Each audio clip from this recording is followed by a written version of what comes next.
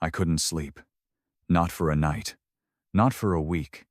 For years I lay awake in bed, staring into the ceiling, listening to the clock tick like a drum of slow torture. I tried everything: melatonin, blackout curtains, chamomile tea, expensive mattresses, even hypnosis. Nothing worked.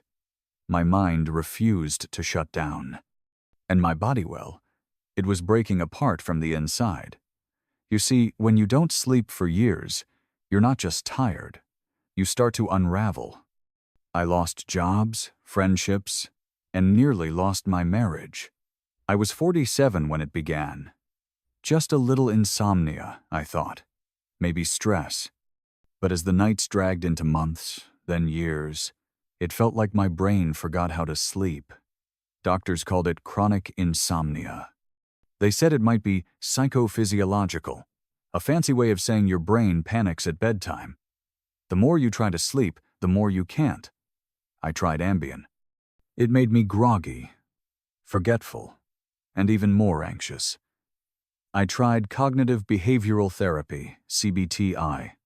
That helped a little, but the moment life got stressful again, I was back to pacing the hallway at 3 a.m., watching infomercials and whispering, "Please, just 1 hour." But here's the twist. The thing that finally fixed it, what finally helped me sleep again, was something so simple, so ordinary. It almost felt stupid. But it worked, and I'll tell you what it was. It started with a stranger. Not a doctor, not a therapist, just an older man I met at the park while I was sitting on a bench in broad daylight, trying to stay awake at work. He sat beside me and said, "You look like hell." I laughed because it was true. Sunken eyes, dark circles, that hollow look of someone who hasn't touched real sleep in years. "I haven't slept," I said. He nodded, and what he said next stuck with me. Most people think sleep is a switch, but it's a ritual, like fire. You don't flip a fire on. You build it. You tend to it. That line hit me. A ritual. I never had one.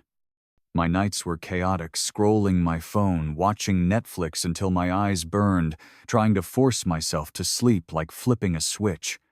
But a fire? That required care, preparation, intent. So I asked him, "What do you mean? What kind of ritual?"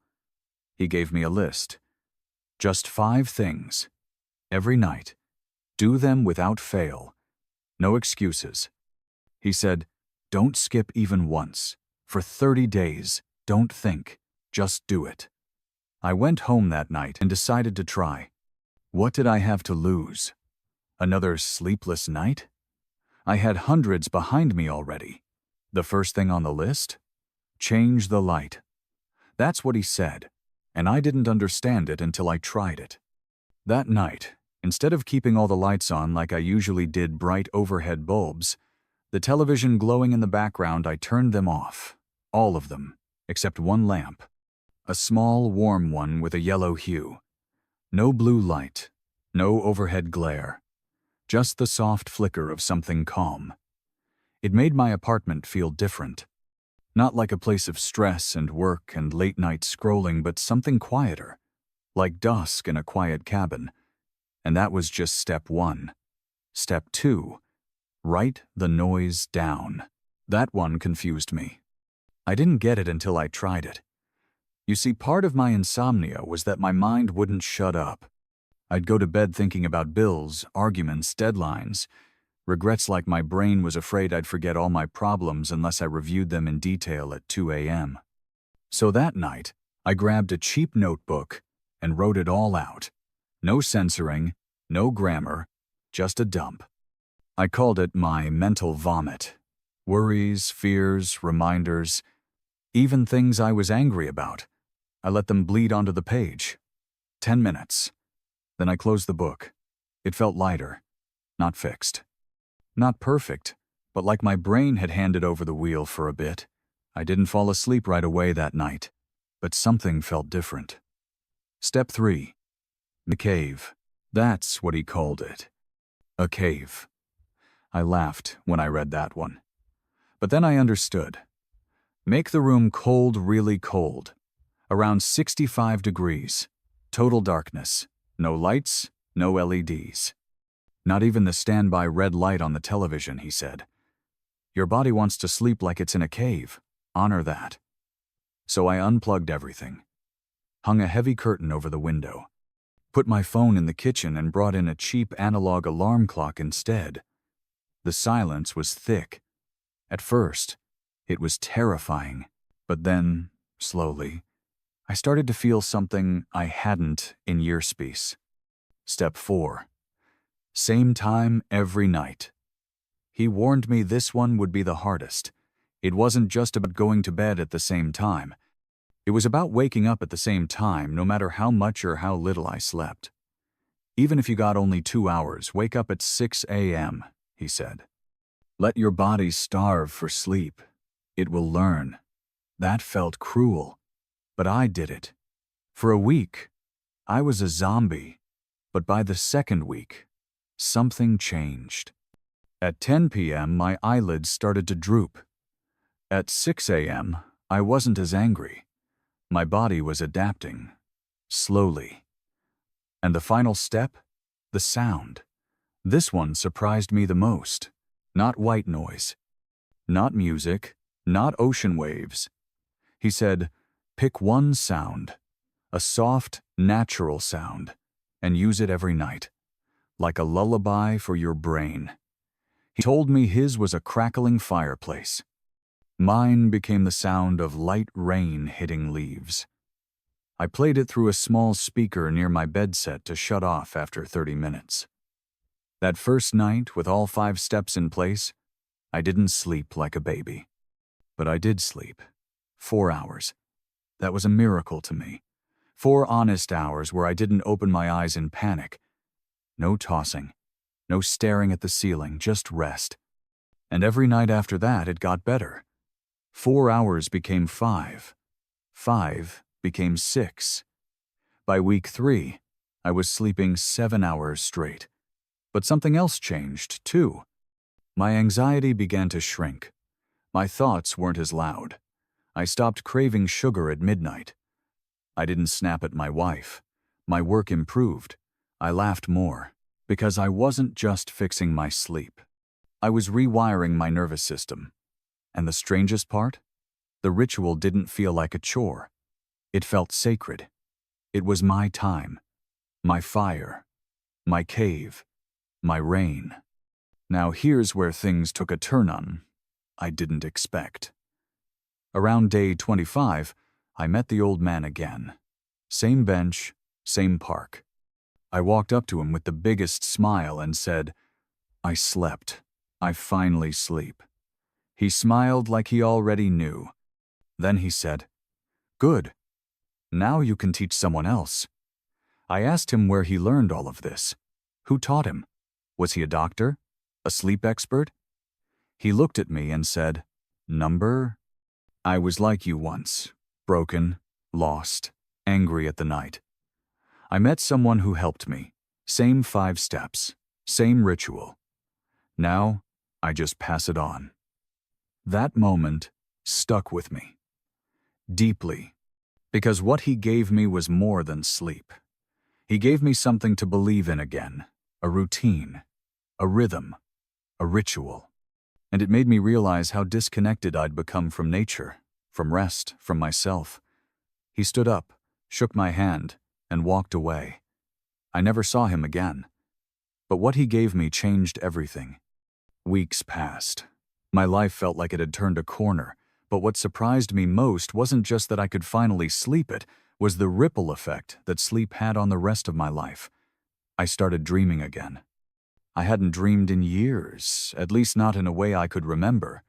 But now, every morning, I'd wake up with vivid images in my mind. Places I'd never been, people I hadn't thought about in decades. My childhood home. My father's old fishing boat. I even dreamed of the old man once he was building a fire in the dark, humming a tune I couldn't place. I told my wife about the ritual, and for the first time in a long time, we weren't just living under the same roof, we were sharing our lives again. She said my face looked softer. The tension in my shoulders was gone. I laughed more. She said, "You're back." I hadn't realized I'd disappeared. But she was right. Insomnia had made me a ghost in my own life. Present, but distant. Awake, but never fully alive. That's when I started thinking, maybe this isn't just about sleep. Maybe the way we prepare for rest is actually the way we prepare for life. I began telling friends about the ritual. At first, they scoffed. Change the light? Make a cave? Sounds like a Pinterest post. But then they tried it, and one by one, they came back to me.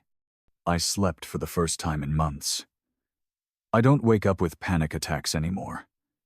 I actually look forward bedtime, and each time I would smile and say, "It's not magic. It's a ritual." Here's the most important thing I learned through this. We've lost our rhythm.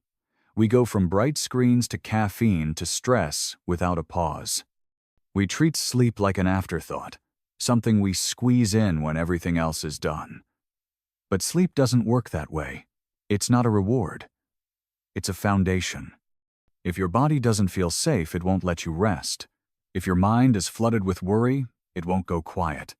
And if your soul is exhausted, no pill in the world will bring peace.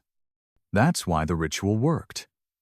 It spoke to every part of me, the body, the brain, and the deeper parts that don't respond to logic or science. The parts that just need stillness. After a few months, I made one small change to the routine. I added a sixth step: gratitude. Right before turning off the light, I would whisper 3 things I was grateful for, out loud. Nothing big, just small things. A breeze through the window, a good conversation, the taste of my morning coffee, and something amazing happened. My brain, which used to search for problems before sleep, now started searching for peace. Gratitude, I learned, is like an off switch for fear. Eventually, I wrote the ritual down and printed it out, gave copies to my coworkers, my family, even my son's high school teacher. I didn't want to hoard it. It was too powerful. One night, maybe a year later, I went back to the same park. I sat on that same bench, hoping maybe, just maybe, I'd see him again. The old man, the one who saved me. But he wasn't there. Instead, a woman sat beside me. She looked tired. Her eyes carried the weight of someone who hadn't rested in a long time. And without thinking, I turned to her and said, "You look like hell." She laughed. I smiled, and I began. So, if you've made it this far, and you're still struggling to sleep if the nights feel endless and your mind won't shut off, let me tell you this. I've been there. Truly. And no, there's no magic pill. No one-size-fits-all cure. But I can offer you what was given to me. Not a trick, not a gadget. A ritual. A slow, sacred return to yourself. Change the light. Write the noise down. Make the cave. Keep the rhythm. Pick your sound. End with gratitude. Do it for 30 days. Don't skip. Don't second guess. Just build your fire. And maybe, just maybe, your night will finally let you rest.